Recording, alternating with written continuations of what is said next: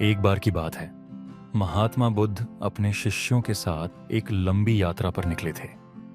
यात्रा के दौरान वे घने जंगलों और ऊंचे पहाड़ों को पार करते हुए एक छोटे से गांव पहुंचे। यह गांव किसी समय समृद्ध और खुशहाल था, लेकिन अब यहां की फिजा में उदासी और चिंता छाई हुई थी। बुद्ध ने देखा कि गांव वाले परेशान हैं और उनके चेहरों पर चिंता की गहरी लकीरें थीं। बुद्ध ने अपने शिष्यों से पूछा, क्या तुम देख पा रहे हो कि इस गांव के लोग इतने उदास क्यों हैं? शिष्य गांव वालों की ओर देखने लगे, लेकिन किसी को इसका उत्तर नहीं सूझा। इतने में एक बुजुर्ग व्यक्ति बुद्ध के पास आया। वह घुटनों के बल झुका और विनम्र स्वर में बोला, भगवान, कृपया हमारी मदद कीजिए। यह गांव कभी हरा भरा था, हमारे खेतों में फसलें लहलहाती थीं और हमारे बच्चे खुश रहते थे। लेकिन अब यह नदी, जो हमारे जीवन की धारा थी, सूख चुकी है। हमारे खेत बंजर हो गए हैं और हमारी जिंदगी एक संघर्ष बन गई है। बुद्ध ने उस सूखी नदी की ओर देखा। नदी के तल में केवल सूखी मिट्टी और पत्थर पड़े थे। आसपास कुछ झाड़ियां थीं जिनके पत्ते पीले पड़ चुके थे। यह दृश्य ऐसा था जैसे प्रकृति खुद भी इस दुख में शामिल हो गई हो। कुछ देर सोचने के बाद बुद्ध ने गांव वालों से पूछा, इस नदी के किनारे तुमने पहले क्या क्या काम किए हैं? इसके पानी का कैसे उपयोग किया?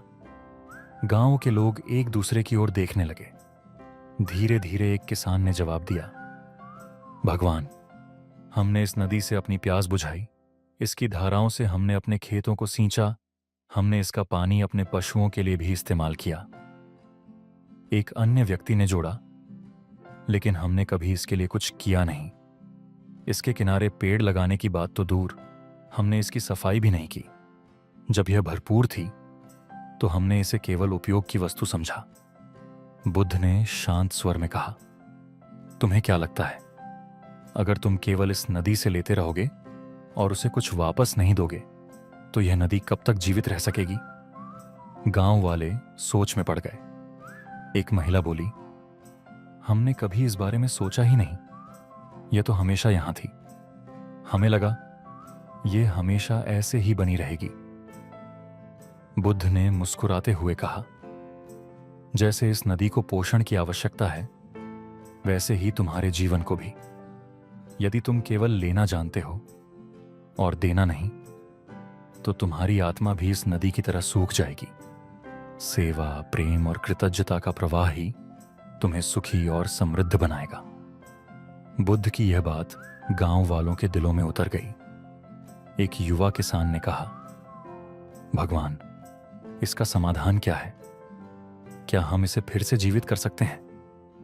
बुद्ध ने अपनी छड़ी से सूखी मिट्टी पर रेखा खींचते हुए कहा, सबसे पहले इस नदी की सफाई करो। इसके किनारों पर पेड़ लगाओ। जब तुम प्रकृति को पोषण दोगे तो यह तुम्हें अपने आप से अधिक लौटाएगी। बारिश आएगी और यह नदी फिर से जीवन से भर जाएगी। गांव वालों ने बुद्ध के निर्देशों का पालन किया। उन्होंने नदी की सफाई शुरू की। गांव के हर व्यक्ति ने, चाहे वह बच्चा हो या बुजुर्ग, अपने हिस्से का योगदान दिया। उन्होंने नदी के किनारों पर पेड़ लगाए और उसे पुनर्जीवित करने का संकल्प लिया। कुछ महीनों बाद जब मानसून आया तो नदी में फिर से पानी बहने लगा। वह धारा जो सूख चुकी थी अब कलकल करती बह रही थी। गांव वालों की खुशी का ठिकाना नहीं था।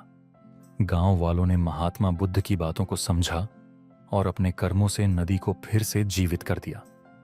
यह कहानी हमें सिखाती है कि जब हम सेवा, प्रेम और कृतज्ञता का भाव अपनाते हैं तो न केवल हमारा जीवन बल्कि हमारे आसपास की दुनिया भी बदल सकती है। जीवन केवल लेने का नाम नहीं है। जब तक हम सेवा और प्रेम का भाव नहीं रखते, हमारा मन भी सूखने लगता है। जीवन की नदी को बहते रहने के लिए हमें दूसरों की मदद करनी होगी और कृतज्ञ रहना होगा। जैसे नदी को वापस जीवन दिया जा सकता है, वैसे ही हम अपने मन और आत्मा को सेवा और प्रेम से समृद्ध कर सकते हैं। दोस्तों, अगर आपको यह कहानी पसंद आई हो और इससे कुछ सीखने को मिला हो तो इसे अपने दोस्तों और परिवार के साथ ज़रूर साझा करें। हमारे चैनल को सब्सक्राइब करें ताकि ऐसी ही प्रेरणादायक कहानियां आपको मिलती रहें। लाइक करना न भूलें और नीचे कमेंट करके बताइए कि आपको इस कहानी से क्या सीख मिली। धन्यवाद।